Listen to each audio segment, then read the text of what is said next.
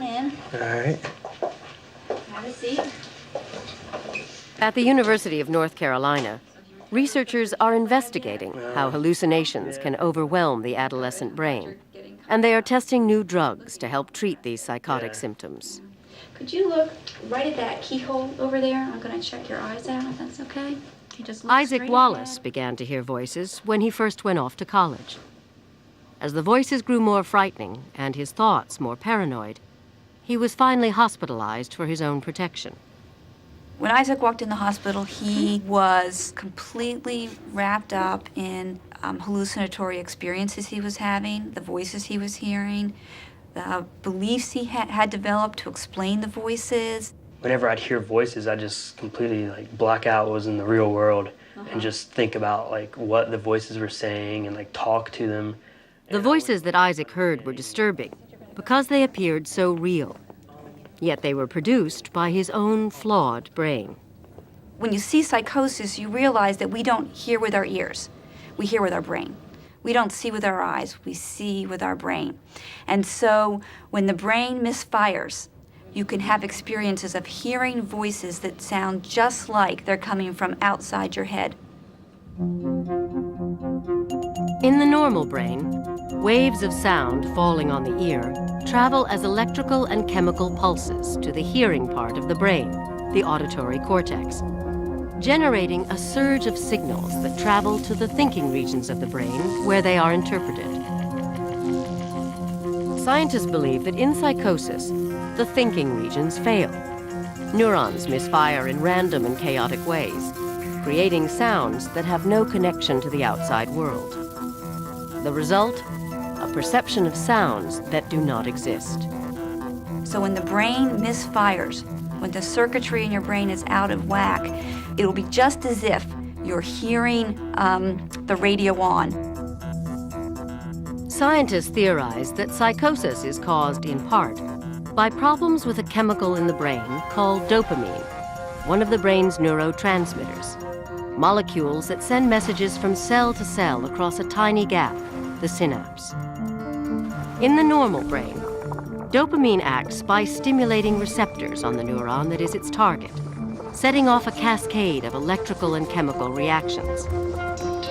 In the psychotic brain, for reasons that scientists are still trying to understand, the levels of dopamine surge, overstimulating the receptors, wreaking havoc with the brain's ability to send clear and accurate signals.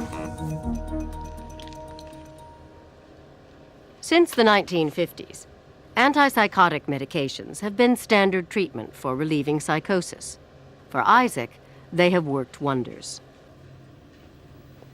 I'd say within 3 weeks, the voices really, they dropped maybe in half to maybe 75% less than what I was hearing. Yeah, it has brought me out of, my own little world and, brought me back into reality. I can hold a job now, and I think I can go back to school as well because my memory's back and my concentration is back. I think I might do better than I did before. Antipsychotic medications relieve psychosis by reducing the impact of dopamine on the neuron by clogging dopamine-sensitive receptors. With diminished neuronal stimulation, psychotic symptoms lessen and often disappear. We were lucky. We found the right medicine for Isaac. And at this point, I think he's had a almost complete recovery. He's back to his old self, his old Isaac. Antipsychotic medications don't cure schizophrenia, and Isaac will need to take them for the rest of his life. But in some people, the drugs don't work at all. Schizophrenia varies from person to person, and Sabrina has a more resistant form of the disease. When Sabrina first became seriously sick 2 years ago, it seemed like we had 100 possible medicines to try, and certainly one of them would work. And yet, we discover that they haven't worked, and it's getting very scary because we don't have many left. And as a parent, it's incredibly difficult to watch your child suffer. But it's also I see her courage, I really do. I see her fighting this every day, and I'm incredibly proud of her. I'll remember it later. That's who taught me. It was my dad, and it was... For Courtney, And, medications have helped him pull back from the emotional void he once faced. His thoughts of suicide have passed. He still struggles with his illness, but he is going on with his life and has recently entered college.